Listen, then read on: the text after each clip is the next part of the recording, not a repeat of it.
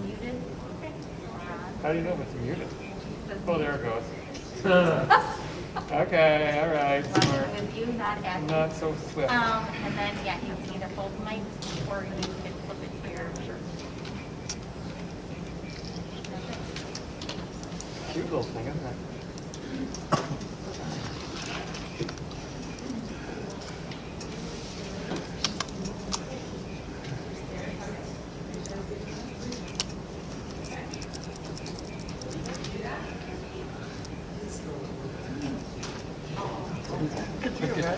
How bad these poor face masks are gonna smell after like a couple of days. I know we gotta wash them, but man.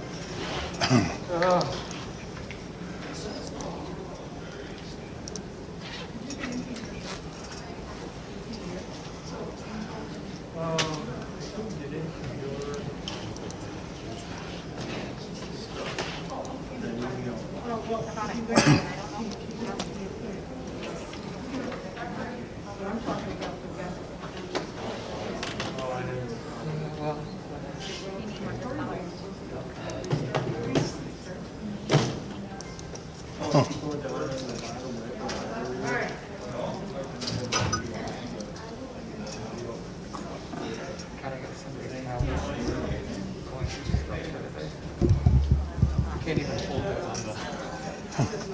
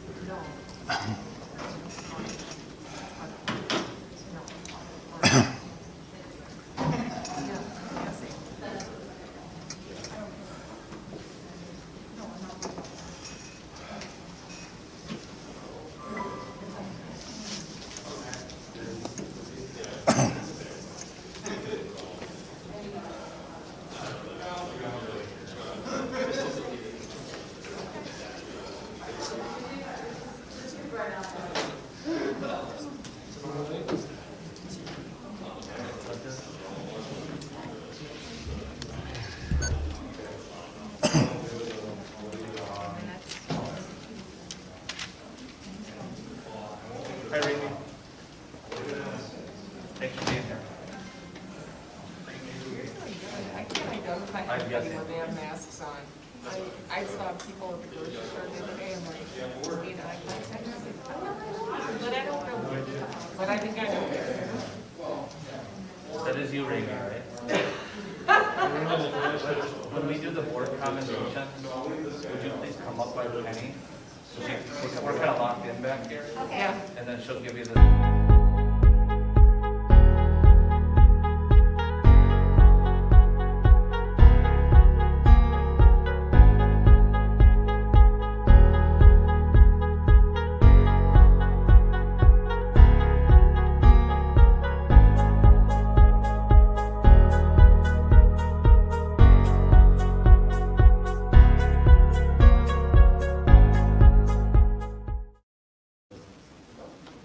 Who did that?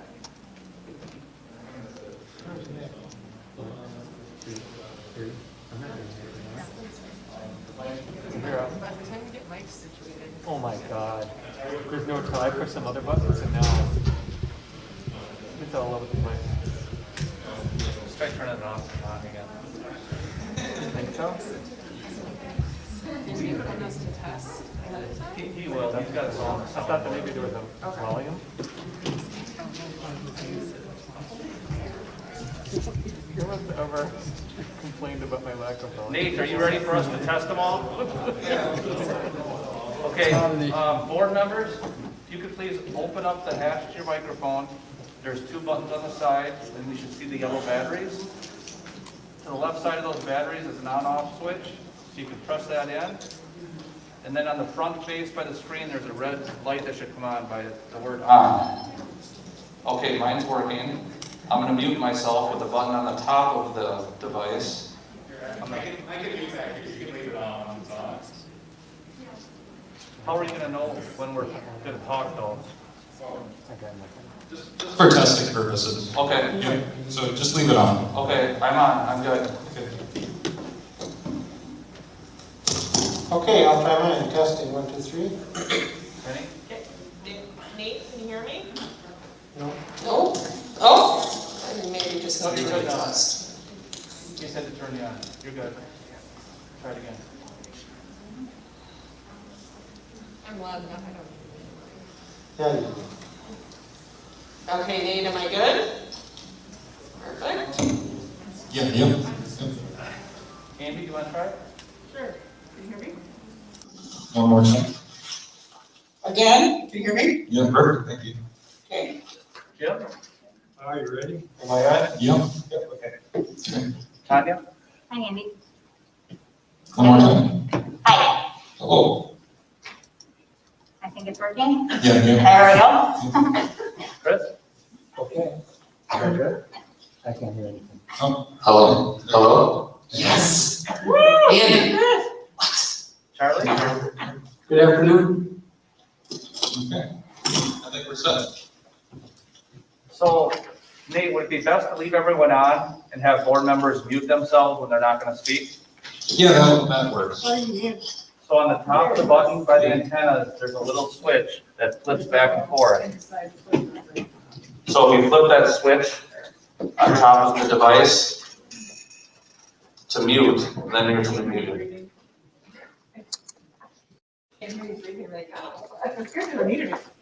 I don't know. Actually, we did have one person in the audience with a mic go too, right?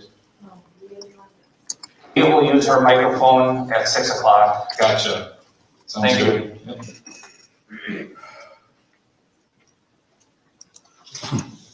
Yep. Okay, I'd like to call this meeting August 26th, 2000. August 26th. I'd like to call this meeting to order. Jamie, would you take the roll? Here. Here. Here. Here.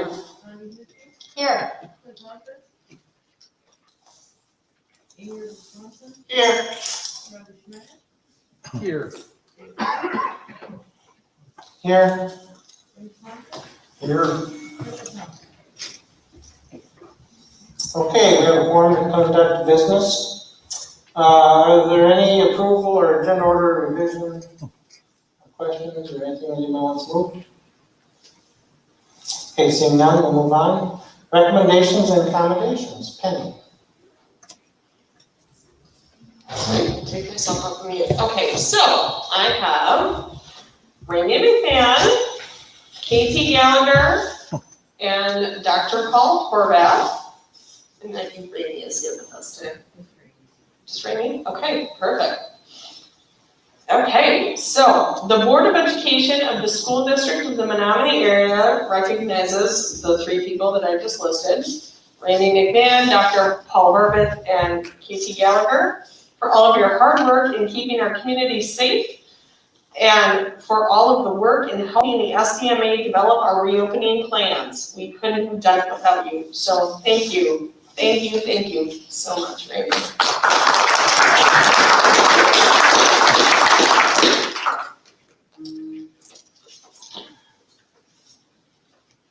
Okay. Thank you, Penny. Community communications. We did receive a couple of emails, correct, Joe? Anything else, Jamie? Do you want me to mention anything about those, or? Yeah, Dave, I think just to mention where we received them and that they're loaded into board docs.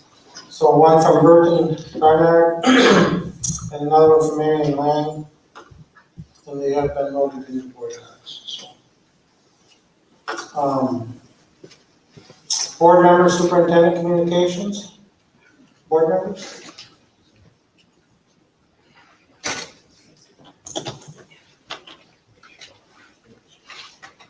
Nobody? Clint, anything you want to say?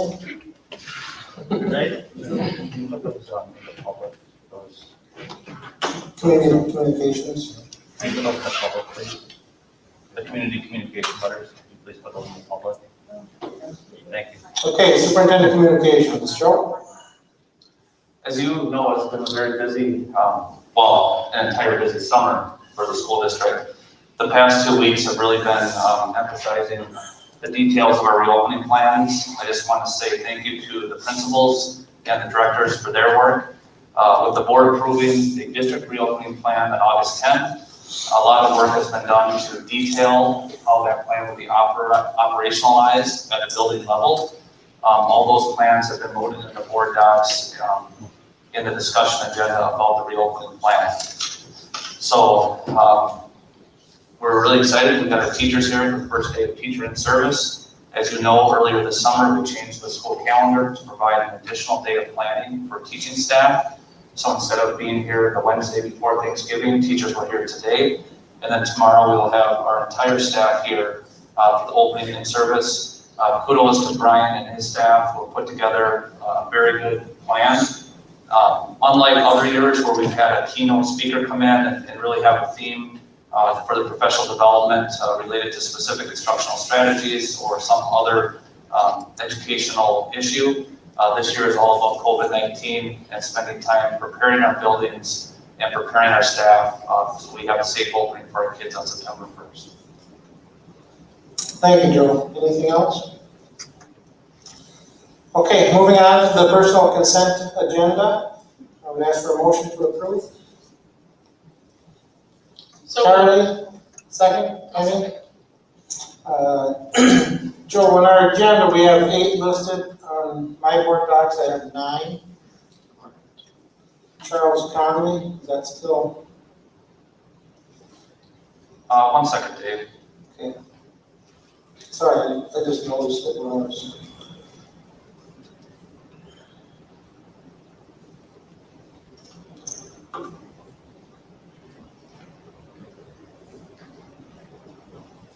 Sam, please jump in if you need to, but I think what we have here, Dave, is there were 9 requests for emergency 1-year employment for the school district, and there are 9 attachments in board docs.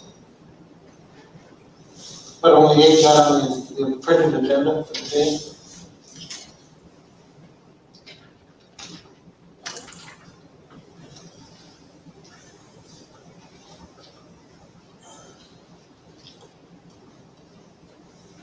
I just wanted to clarify it. Which one? Charles Conley, number 5 on the board docs. You're correct, Dave. I would suggest that the board approve the 8 that were on the published agenda, and the 9th one will be brought to the board for ratification at the next meeting. Okay. Thank you. Any discussion from anybody? Okay, let's vote.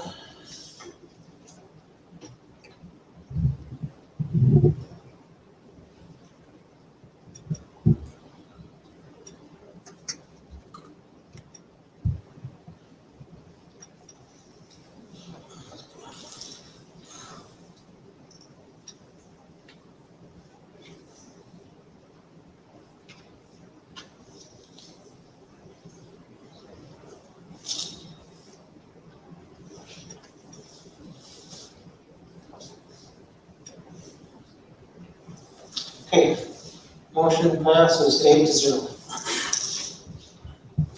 Moving on to our action agenda. Item 3A, action to approve SDMA student participation in fall sports and student activities. Joe? Yeah, sorry, is there a motion? I'll make a motion. Motion by Penny, second? Second. Clint? Joe?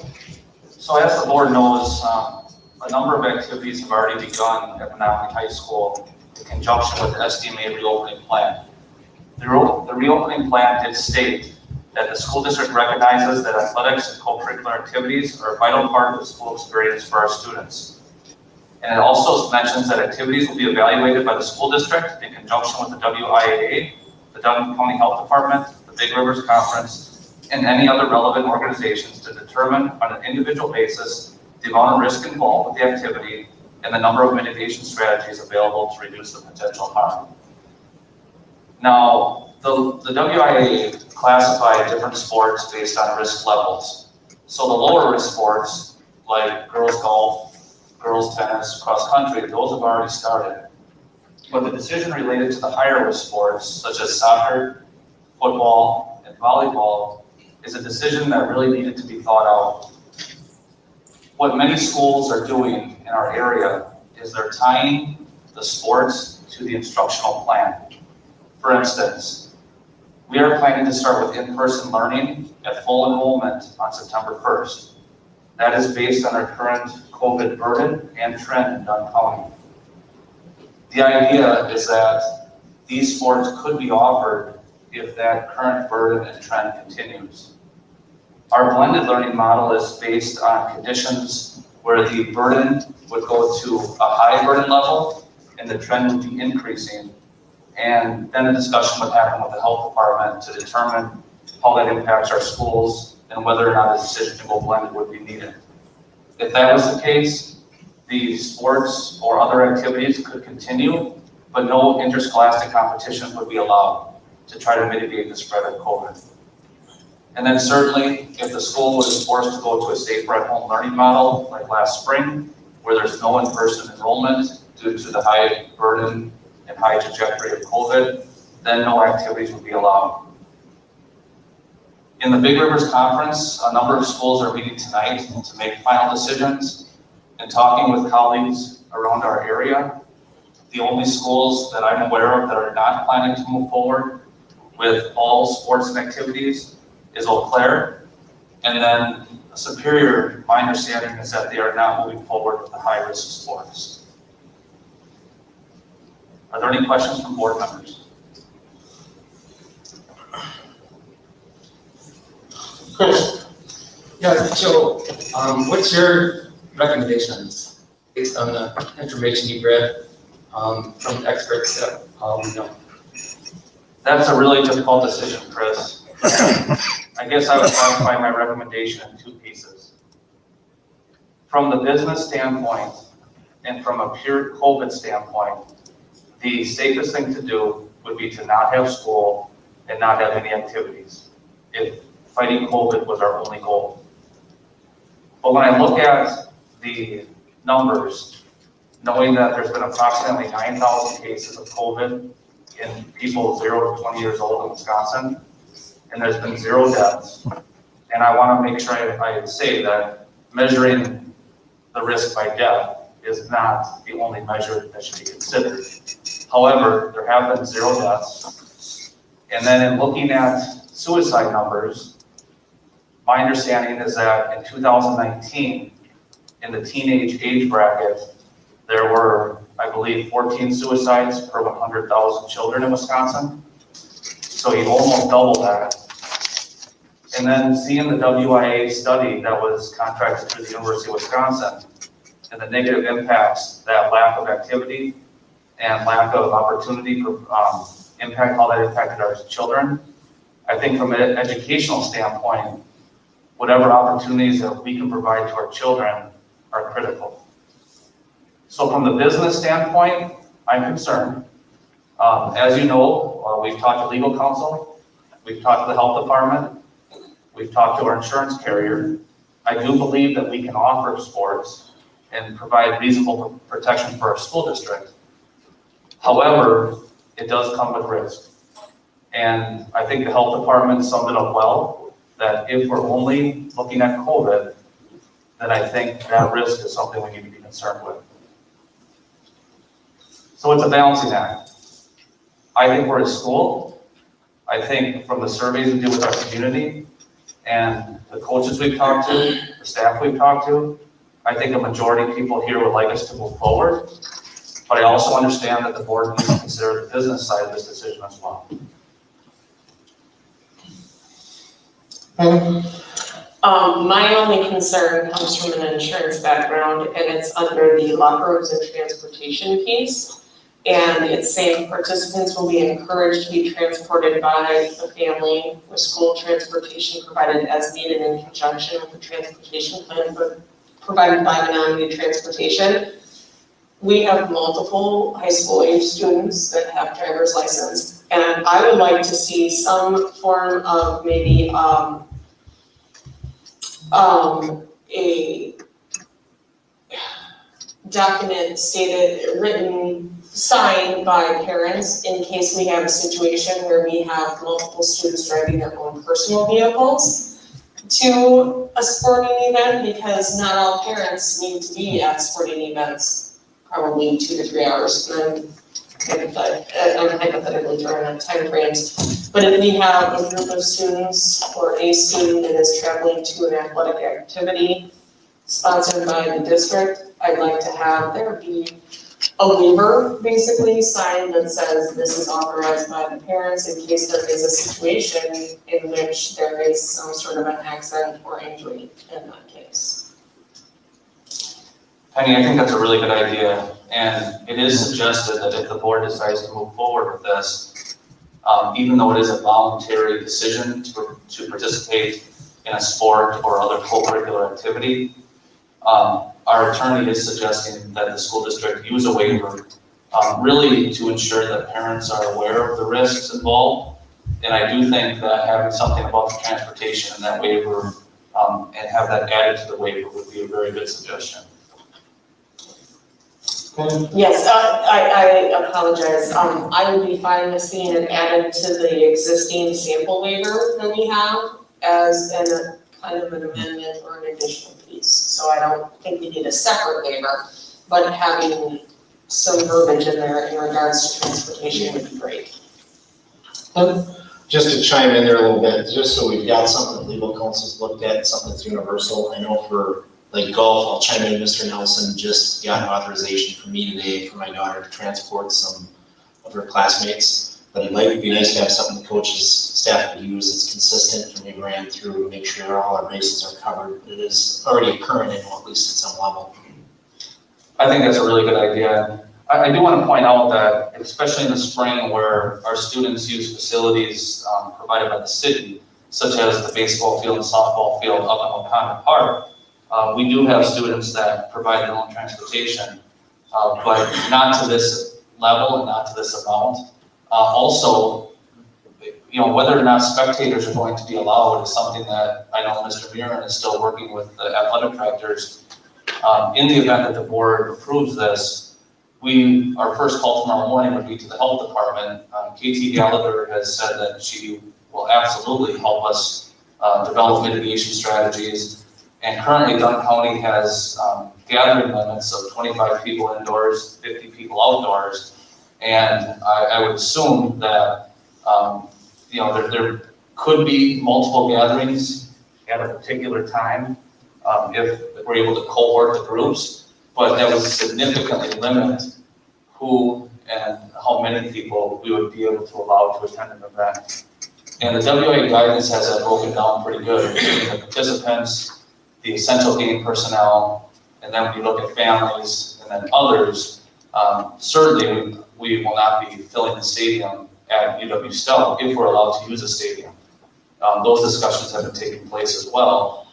We do have alternates here at the high school, and depending on where the event is held, that would also impact our ability to allow spectators to be there.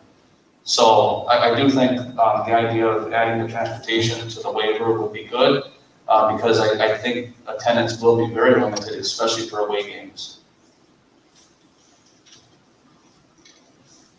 Any other questions, Jim? Charlie's got Charlie? Joe, as you introduced this, you mentioned how the sports plan, if you will interact with the educational reopening plan. You went through it pretty fast. Can you repeat it again so that I get it fully? Yeah, I think that's really important that people understand it. Not all schools are doing it. My understanding is that Hudson is doing this as well. A few other are considering it.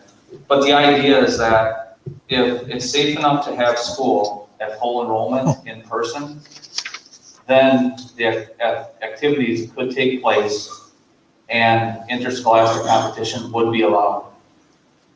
If our COVID numbers are such that we are forced to go to a blended learning model, that means that there are conditions in our community that make it unsafe to have full enrollment for in-person learning. And if that was the case, we would still allow the sports and activities to gather.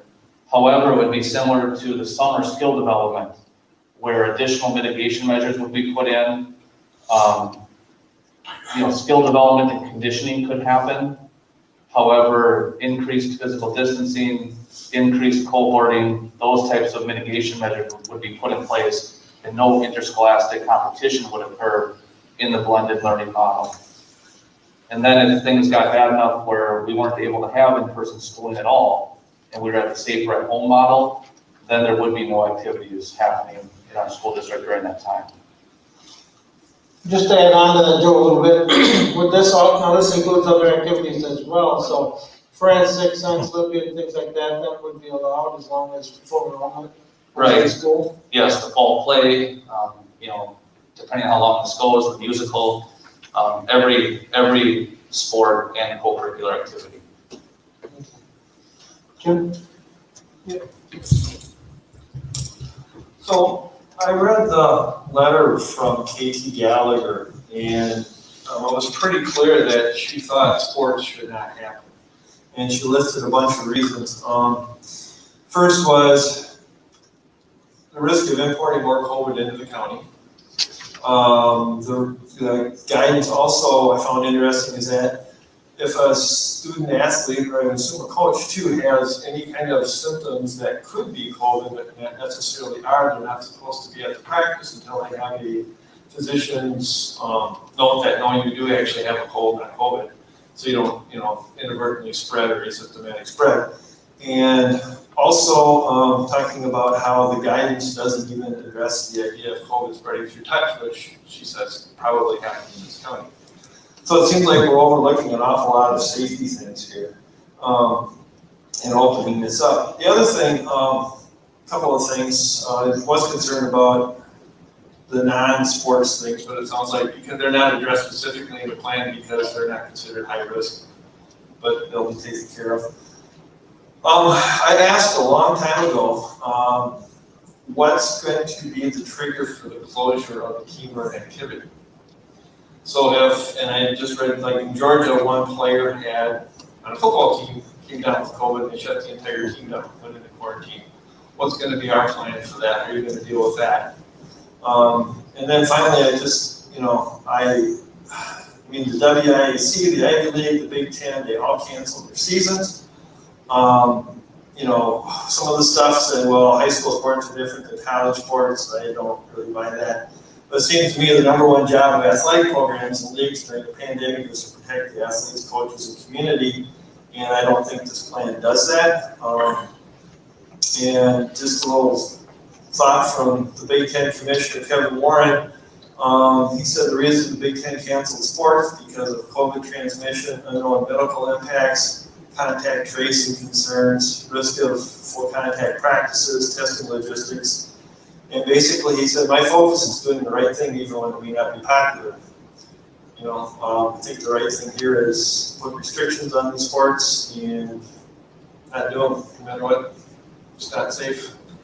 You look at the effects of COVID, you talked about deaths.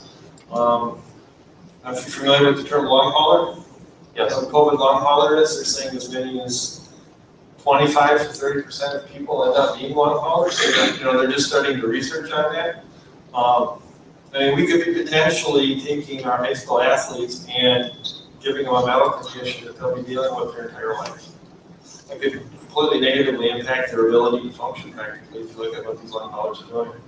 So I don't see this plan protecting them. Joe? Jim, was there anything there you wanted me to respond to? Yeah, I'd like to know, the biggest one is, what's gonna happen if a kid or a coach on a team has COVID? What's the plan? And is any testing being done or required for coaches and athletes? So the WIA guidelines talk about how the exclusion criteria would work, and it is very strict. And that is a very big concern. Even if the school board approves these sports, the exclusion criteria may make it difficult or perhaps even impossible to continue with having these sports very long. Unlike school, where a student could have a baseline condition, for instance, if a student has allergies or something like that, in schooling under COVID, they would not necessarily be excluded immediately because of a physician's clearance of those baseline conditions. Whereas the WIA guidelines are stricter because of the higher risk of spread. So those baseline conditions would not be excluded from that exclusion policy, that same exclusion lot. And then to answer your question about what happens if we have a case, that's where the contact tracing comes into play. And one example I can give you, Coach Lagoda has been talking to coaches all across the country, especially the coaches where the seasons are already 2 to 3 weeks, maybe more, underway. So he is looking at ways to have practices and have training drills that really cohort the players. But it is very possible, yes, that if a player develops symptoms or is excluded, another player who he may have been teamed up with for more than 15 minutes, cumulative, could also be excluded. So to answer your question, I think the WI guidelines are good in that way. I am concerned, as is KT Gallagher, if fighting COVID was our #1 priority, I agree. I don't think we should have any of the sports. But when I balance it with the mental health of the students and the increased anxiety and depression rates found in the study from the University of Wisconsin, I do think that there's a lot to consider. One of the things that hasn't been said, and we are talking about sports, but extracurriculars fall into this. These are all voluntary. This isn't anything that anyone has to sign up for. You don't have to sign up for sports. If you don't want to participate, you don't have to. That's a family's individual decision. And so if families feel that it's appropriate for their student to participate and we have the waiver in place, I don't see, I guess it's hard to, like Dr. Zadowski said, go against the mental health piece of it as well, because we've received multiple comments on both sides, and some saying that if their student didn't have athletics or extracurricular activities, they would not have succeeded in school. So this is completely voluntary. It's not required by the district, so I don't see a problem moving forward.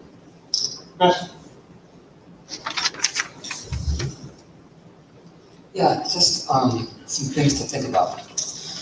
And the first instance, Joe said that we wanted to link this to what we're doing in our schools, and that Hudson was also doing this.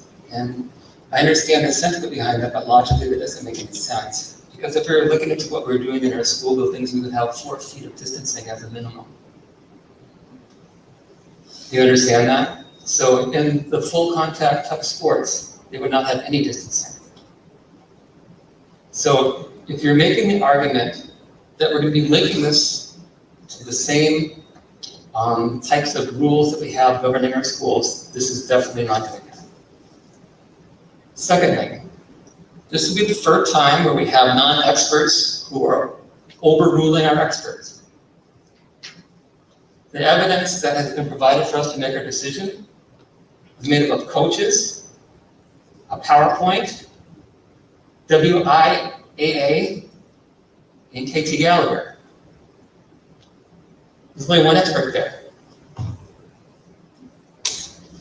Now, when Penny brings up the point that sports are voluntary, that's true.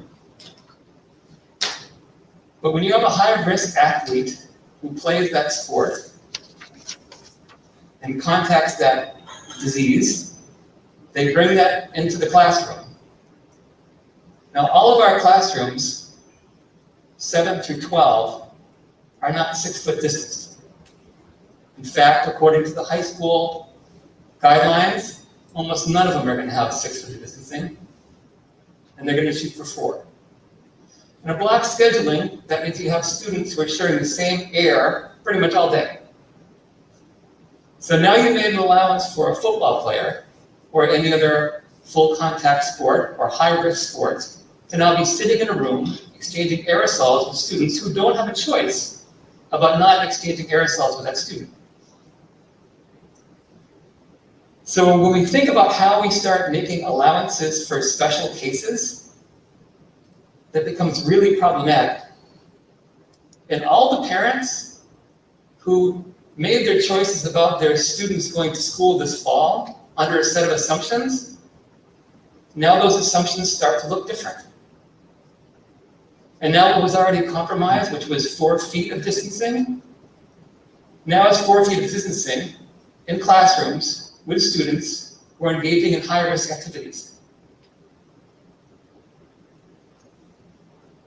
I can see no way that anybody on this board that is supposed to be protecting the students and the families in our district can overrule our expert and all experts that I've read on high-risk sports, and not just the risks it presents to those students that are competing, but what they bring into the classrooms with them. And in our case, because we're not doing 6 feet of social distancing, that becomes an extremely compromised situation. We still would have to address what's going on with transportation, which is now becoming increasingly complicated because all the guidance that we get in transportation is that the buses need 6 feet. And that's what the WIA recommends as well. Now, what's another can, what if these kids are getting on buses that are participating in high-risk sports, that are going to school in the morning, where there is no social distancing? So when you let down your protocols and you make allowances for certain individuals, you put everybody at risk, not least of all the teachers.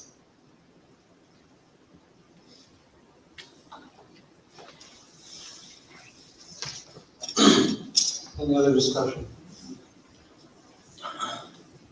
Charlie? First, as far as the 4-foot rule goes, Chris, there's a lot of evidence out there, and if you'd like, I can bring it to you, show it to you. Joe put a lot out to us recently. In fact, I read just this afternoon that in Berlin, in most of Germany, in fact, they've gone to 0 social distancing in their schools. Not 4 foot, not 6 foot, 0. So it's 4 foot is not a magic number. 6 foot is not a magic number.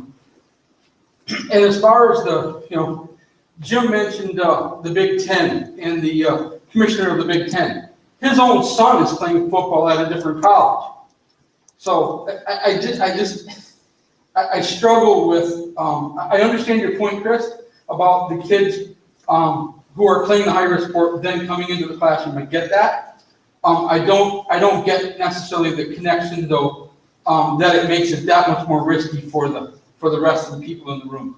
We've done mitigation strategies as far as the airflow is concerned. We've done mitigation strategies as far as the spacing is concerned. That has gotten better than when it was originally planned because of the number of kids that have gone into the online version. And as Penny said, it's voluntary for the kids that want to play.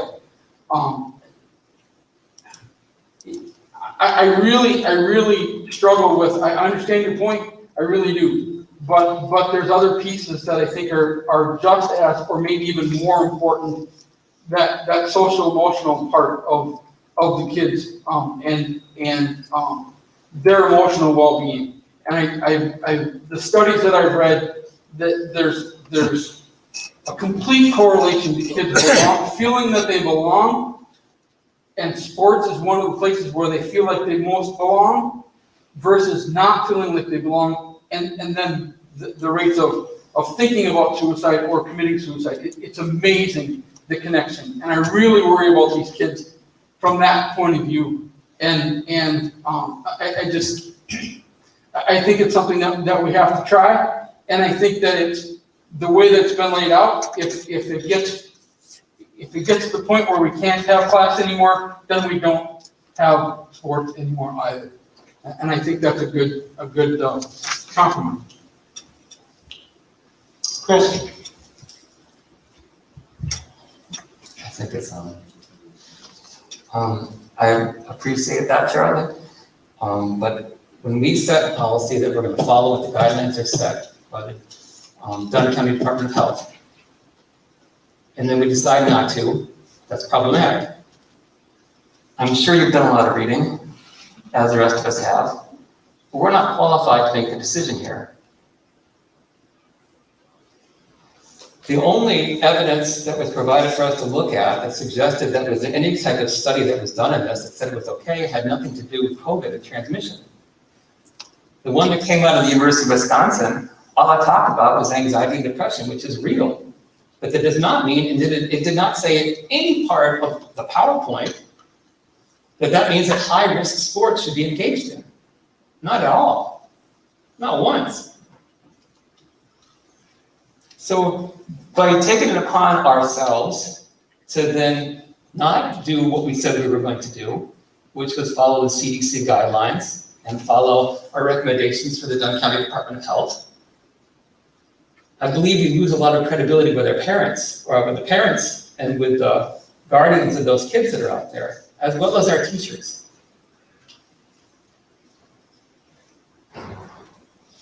Joe, and then Tanya? First of all, I just want to say, Chris, I do appreciate your concern, and I think it's a legitimate concern. I think it's a concern the board should consider. But I also think that it's important to understand that KT Gallagher is not ordering us not to do this. I did ask her, would she order us not to do this? She said no. She said she doesn't recommend it, but she also did not order us not to do it. And I think it's important to understand that the WA guidance wasn't put together by a group of coaches or something like that. It was put together by their Sports Medical Advisory Committee. And that includes, I'm not going to read all their names, but 1, 2, 3, 4, 5, 6, 7, 8, 9, 10 doctors from Green Bay, Oconomowoc, Madison, Marshfield, Milwaukee, Waukesha, and Manitowoc. So it's not that medical advice hasn't been considered in developing these plans. And in terms of the school part of it, I am not saying that the offering on a football field or on the stage or in a classroom for FBLA or something like that, I'm not saying that that's going to look the same as it is in our classrooms. What I'm saying is I think it's important that we have thresholds built in. Most schools that I've talked to, or many of the schools I've talked to, they're just going yes or no. I think it's important for our school district that if the board is going to consider it, that we have thresholds built in, that people understand. And I do think that our parents understand the thresholds that we created. I think the messages that we've been sending on a weekly basis, I think people are watching the numbers. And thankfully our numbers are looking much better. But I think we all understand too that it's very possible that when we get to cold and flu season or second wave or whatever, we hear about, I think like the other parts of our plan, if the board moves forward with this, I think it's important that we're mobile and that we're able to make modifications to the plan to respond to the COVID situation in our community. Tanya? I just was going to follow up more so what Penny said. Truly, the only person that is qualified to answer to participate in a volunteer sport would be a student and their family. It's a choice. So if they, as a family, don't feel comfortable then that's a choice not to participate. Along the same lines, this summer we had, and please help me with the numbers, Joe, close to 150 kids coming inside and outside of the building, collaborating together through a weight room, agility test within the gym, and feedback on how that went. Yes, I was very impressed with how our teachers and coaching staff worked with the students from July 1st really throughout the summer. And it does sound like the amount of commitment was higher than it's ever been. Not because we're coming off of a state championship in a certain sport or anything like that, but because the kids are craving the opportunity to be together and to be productive. And the commitment, I've been told, was amazing. Our coaches did a terrific job with the mitigation strategies.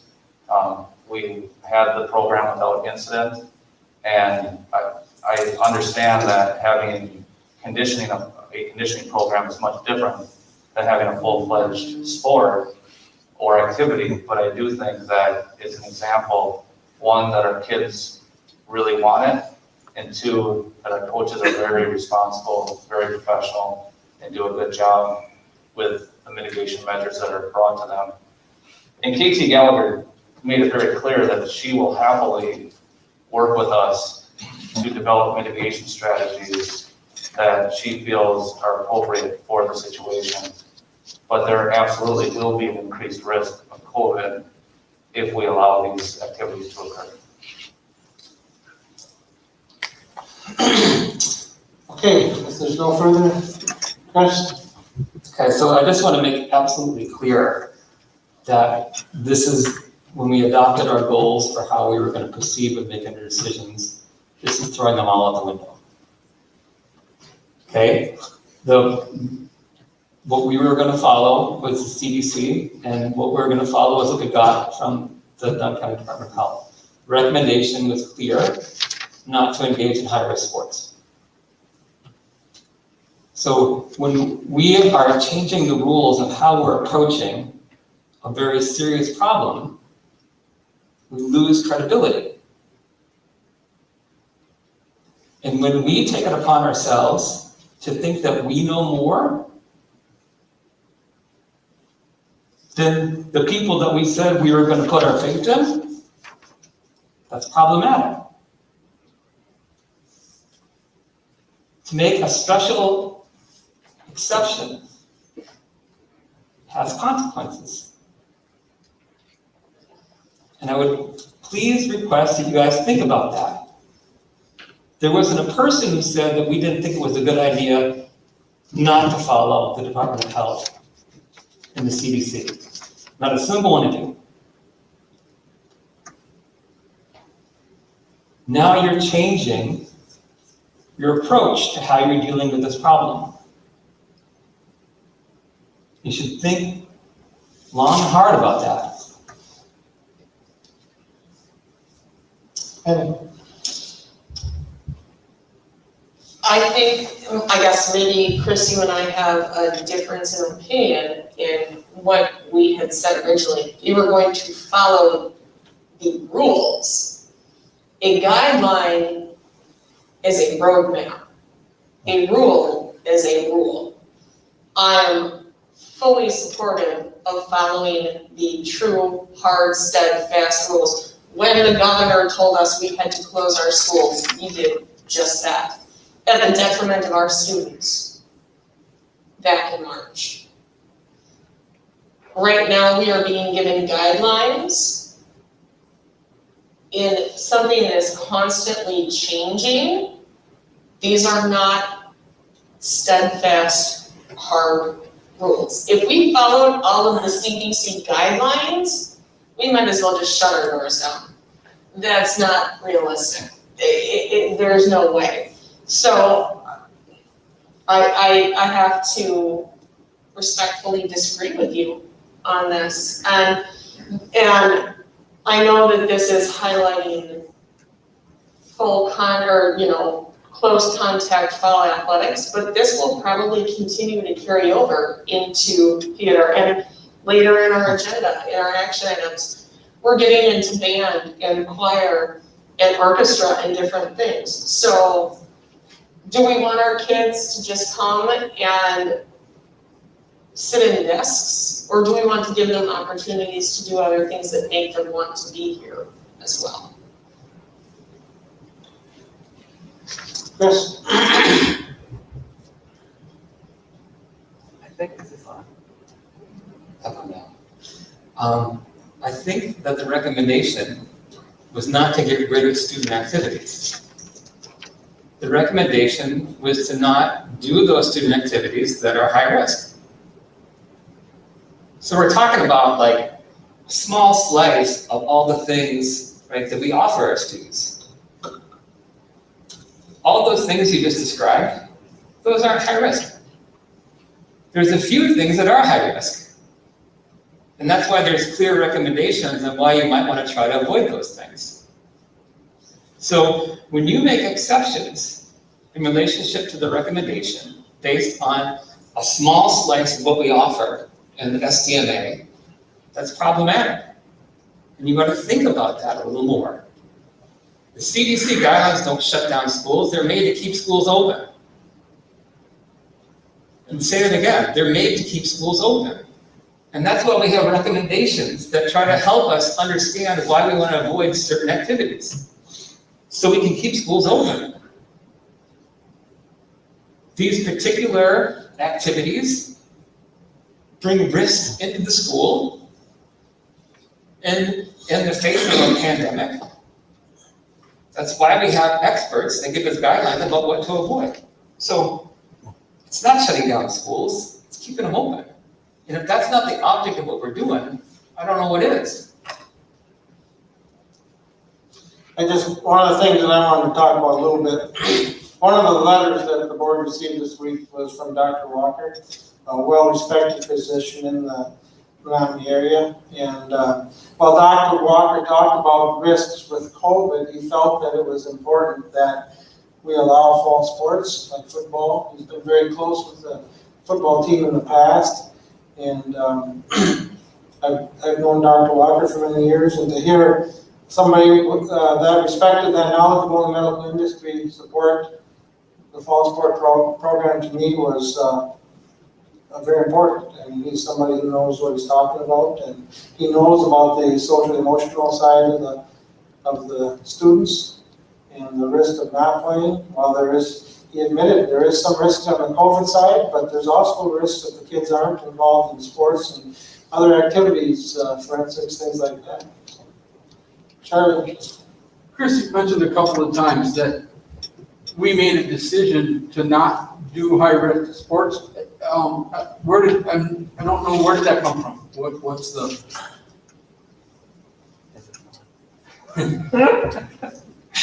I'm sorry if you thought that I said that, and I'm sorry if that's what I said. What I was saying is we made a decision to follow the guidelines set by the Dunn County Department of Health and the CDC. I never meant to say and apologize. Sometimes I talk quickly. My students hate it. But that's what we're following, and we never made any decisions about high-risk sports. In fact, we brought it up numerous times, but no decision was ever made. And we said we were going to follow the best information that we had in the discussions leading up to this. Joe? What the board decided was in the reopening plan, and I started by reading that, so I won't read the whole thing again. But basically, what the board approved 8-1 was that the district recognizes how important the athletics and co-curricular activities are, and that the health department, the WIA, the Big Rivers Conference, everyone would be consulted to determine on an individual basis the amount of risk involved with the activity and the number of mitigation strategies available to reduce the potential harm. So that is the direction the board gave through the reopening plan. Chris? Just to get a little more Information. Did we have other health experts that advise us? Dr. Horvath, did any of the other health experts that you consulted, did they have any recommendations on high-risk sports for the fall? You did get the same information, right?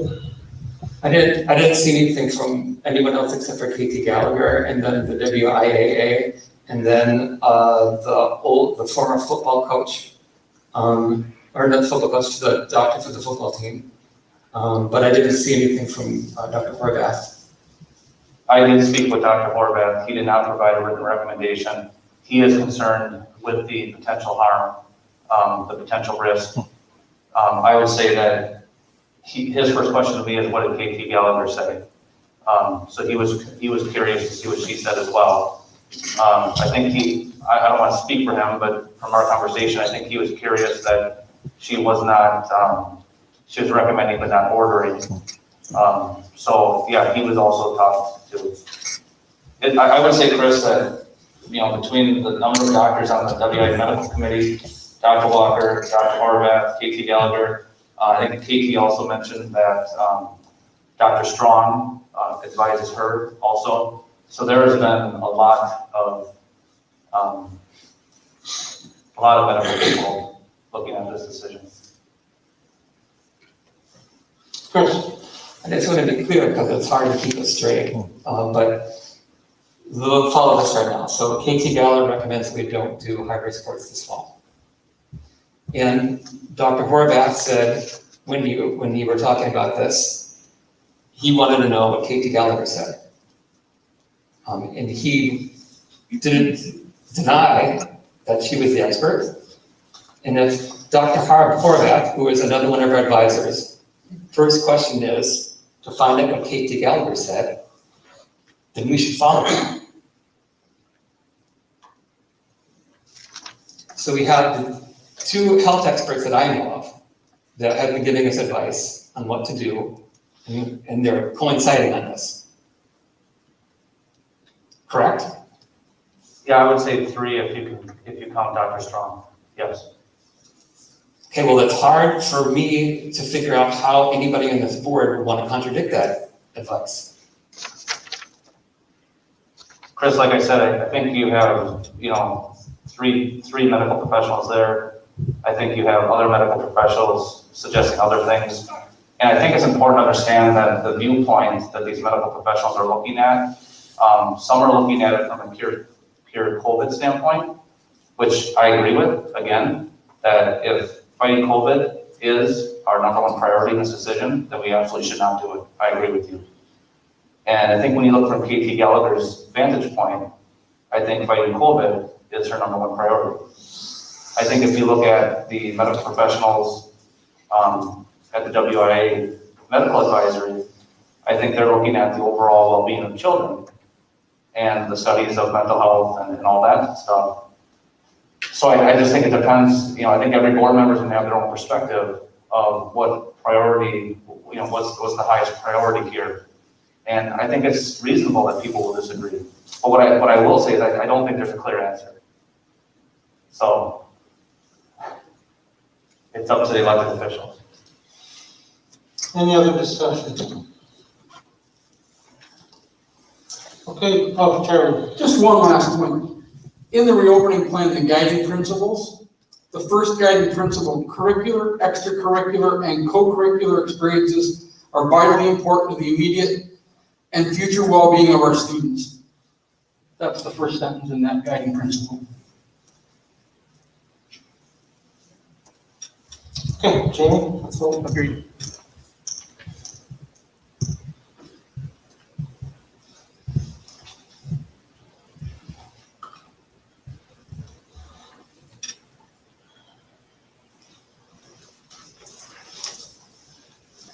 Screen went dark.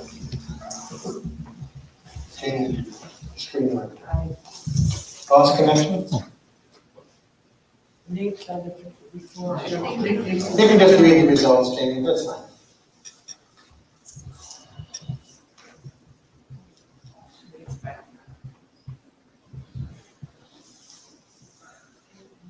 Okay, I heard it turn on. Probably went to sleep.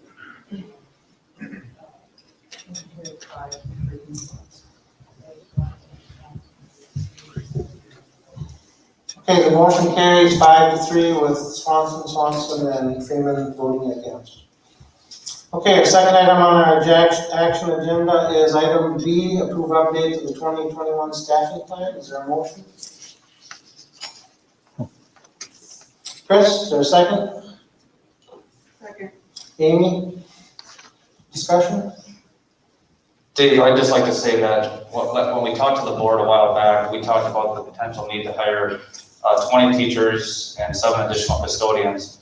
We cut that number down to 15 additional teachers for the last school board meeting. With the amount of interest that we had in the full-time virtual program, we have a need to hire additional elementary virtual teachers. Also, we feel it's very important to hire an additional school nurse. So we are asking the board to approve these additional positions of 8 elementary virtual teachers, a school nurse, a student health assistant, 2 supervisory aides at the middle school, and then increasing the amount of time for a number of other supervisory aides across the school district. We think this is very important to operationalize the reopening plan. Okay, discussion, Clint? Just a couple of specifics, Dr. Joe, from the public. Where is that school nurse going to be assigned? And then what numbers are we at for students that are enrolled in virtual, so the public knows? The number of students in the virtual program is approaching 600 students.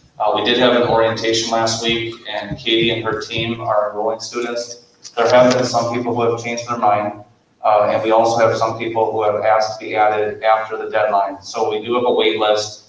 Our plan for that is that we're going to ensure that all students and families that met the deadline, we enroll those people first. It is very challenging at this point due to the high volume of not only locally, but also with the program that we're using.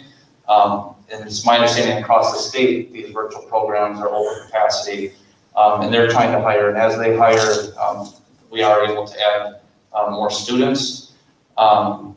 And then your other question, Clint, had to do with the school nurse. Ramey is here, and she will be, both school nurses will be all around the district. I think Ramey will spend most of her time at the high school, I'm guessing, and the other school nurse would spend most of her time in the middle school. But I do believe that they're going to be all over the district. There's protocols in place. So it's a lot. 7 schools is a lot for 2 people to handle. We have great assistance, which in a typical year, I think has worked out well. But with the increasing needs of COVID and all the protocols to follow, I think it's very necessary to hire a second school nurse. Any other questions? Jim? Not a question, but I can't open the staffing plan. You got a paper copy I can see when we go to refresh my memory on it.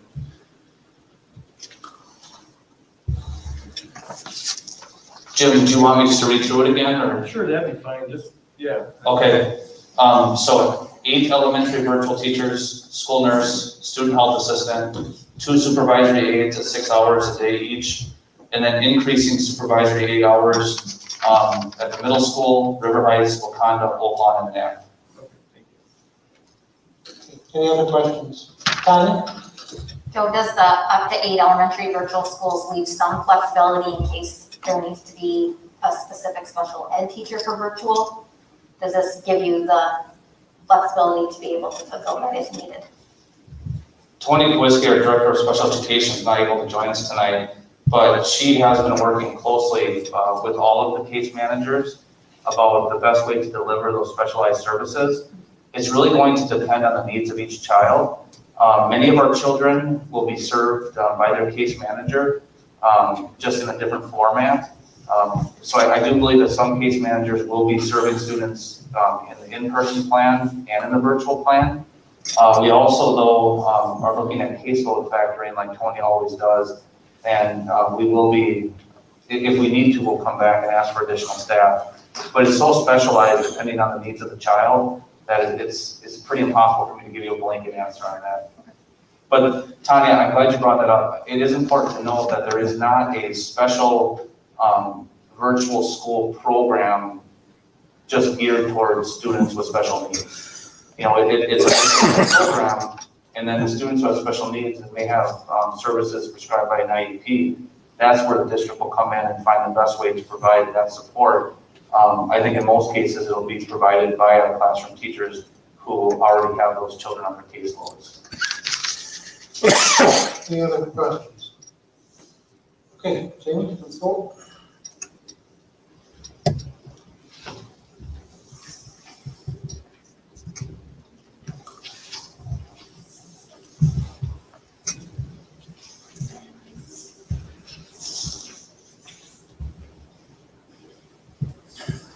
Okay, motion carries 8-0. Joe, I just want to thank the board for providing this additional staffing. It is a tremendous commitment that the board has made towards providing our students with services this year. I don't know if all of you realize how unique this is, that one, that we're in a position to be able to do this, and two, that the board is willing to invest these dollars. This investment is huge. And I do think our community, our staff, and everyone in Menomonie should be extremely proud of what the board has done with this. So thank you. thank you. At this time, if there's no objection, I think we'll take a temporary adjournment. We have to start our annual meeting at 6 o'clock, so. Should we call the recess and adjourn it when we have a meeting, we're just gonna continue later? That's fine. Yeah. Okay. So we'll recess. We'll start the annual meeting here in, let's just say 5 minutes. Yeah, for anybody that's watching virtually, the actual meeting will not start again until before 6:30. So for those of you that didn't want to pay or watch during the annual meeting, if you had other things to do, the actual board meeting will reconvene not before 6:30. It could be a little later, depending upon how much we have to talk about the annual meeting. So we'll recess for 5 minutes and we'll start with the annual meeting. Thank you.